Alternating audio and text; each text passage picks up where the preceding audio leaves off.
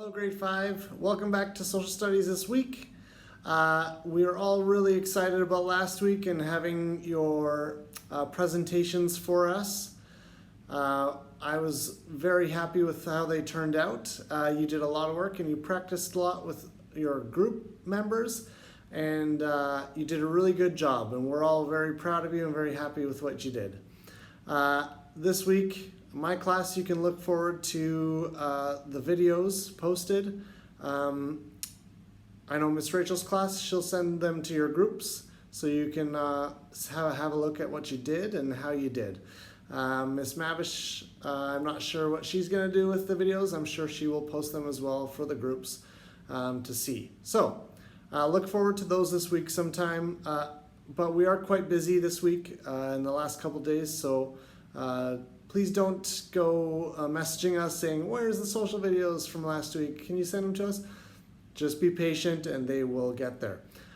So this week, we're going to look at today a little bit about some cultural impacts on Canada. So when we learned about the immigration and things a couple weeks ago, so we're going to learn about how some of those cultures that immigrated into Canada affected Canada. So today we're going to learn about the British, Irish, and Scottish cultures that helped shape Canada and Canadians today. And then tomorrow we're going to learn a little bit about the Chinese immigration into Canada.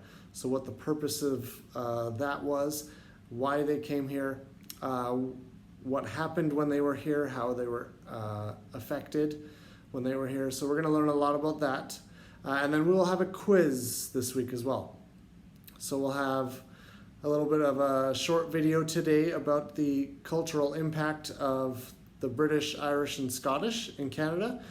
And then a video tomorrow, and maybe even another one. We'll see how it goes. But for the Chinese immigration into Canada. Okay, so we'll get started with the cultural impact of the British, Scottish, and Irish. And we'll go to our booklets. It's the next page that we haven't worked on. So go to that page now, and we will do the reading and the highlights for that page. Okay, so this is the page you should be on for today. It is page number 84. It's the next page of work that we have not yet done in our booklets. So the title is British, Irish, Scottish Culture in Canada. So we are going to cover those three cultures and how they impacted Canada. So as I read, I will just pause and say this is where we're going to highlight. I won't read the whole thing, then go through highlights. We'll just do it as we read. All right, so let's get started. The most obvious result of the Great Migration was the increase in an English-speaking population. So you can go ahead and highlight that. And this week I have figured out how to highlight, so we're going to do that. The most obvious result of the Great Migration was the increase in an English-speaking population. The British, Irish, and Scottish have had a massive impact on Canadian culture. So that's another line we're going to highlight. Have had a massive impact on Canadian culture. Place names, special days, sports, religion, education, and food were all impacted by the British Isles, so by these three nations. Banff, Waterloo, London, Victoria, Perth, Regina, Killarney, and Invermere are just a small sampling of the place names originating from the British culture. So we're going to highlight those names from Banff all the way to Invermere. And then we're going to highlight place names originating from the British culture. Special days and traditions such as Valentine's Day, Victoria Day, Halloween, and Thanksgiving can be traced to British roots. So we'll go ahead and highlight that as well. highlight all of these special days that are celebrated in Canada. They can all be traced back to British roots.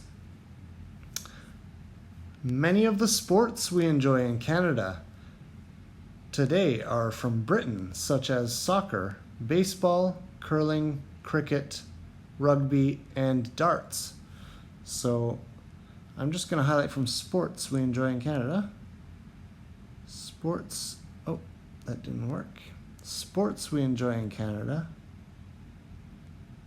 today from Britain, such as soccer, baseball, curling, cricket, and rugby and darts. If you haven't heard of some of those sports, you can go ahead and check them out. Curling is an interesting one. I think you guys will be amazed if you haven't seen curling. It's pretty cool. It's done on ice. Another interesting one is darts. If you haven't seen darts, they throw these little darts at a dartboard. It's pretty neat. All right, notions of higher education through colleges and universities can be attributed to the Scottish and to some degree the British. So we're going to go higher education, we're going to highlight, through colleges and universities can be attributed to the Scottish. Protestantism and Catholicism are rooted in these countries. The Irish brought with them special days such as St. Patrick's Day, Celtic music, and dance. So we're going to go ahead and highlight that whole sentence.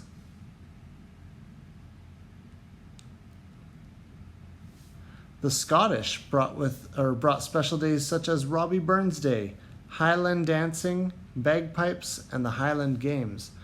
So we're not going to highlight the whole sentence. We'll highlight the Scottish, and we'll highlight Highland dancing, bagpipes, and the Highland Games. If you don't know what the Highland Games are, you should maybe go to YouTube and search the Highland Games, and you can see the types of things that they do in the Highland Games. It's quite interesting. Immigrants from the British Isles add their recipes to the Canadian cuisine. English brought Yorkshire pudding, Cornish pasties, and fish and chips, so we can highlight that.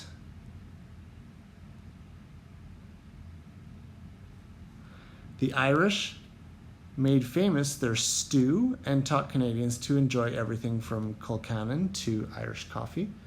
We're just going to highlight the Irish made famous their stew. And the Scots brought up bowls of Scotch broth and contributed finnan haddie and oat cakes. So that's what they contributed for foods. We'll highlight that as well. So lots of different things we've covered so far. From names of places, special days, education, traditional dances and celebrations, and foods. So lots of things that they have brought into Canada and impact Canada today still.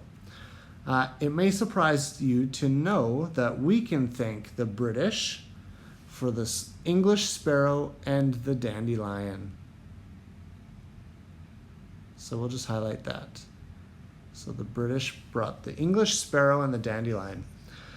A dandelion is considered to be a weed in Canada. It is something that grows on the ground that people don't like having on their lawns, so they like to spray and kill them.